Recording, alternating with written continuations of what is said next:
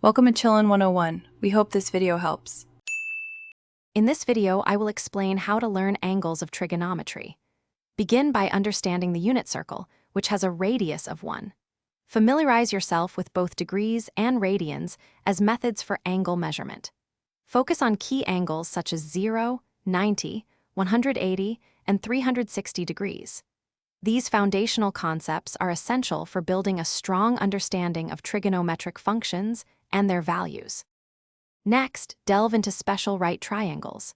Mastering the side ratios of the 30-60-90 triangle is crucial for many trigonometric problems. Similarly, learn the side ratios for the 45-45-90 triangle. These two types of triangles provide a straightforward way to determine sine, cosine, and tangent values for frequently encountered angles, making calculations much more efficient. Now, apply your knowledge to the unit circle. Use it to visualize how angles correspond to specific trigonometric values. Understanding reference angles is key, as they help simplify calculations across all 4 quadrants.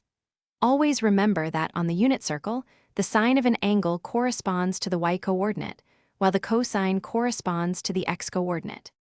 Finally, consistent practice and memorization are vital. Regularly draw the unit circle and label all the important angles and their corresponding values. Consider creating flashcards for the sine, cosine, and tangent values of common angles.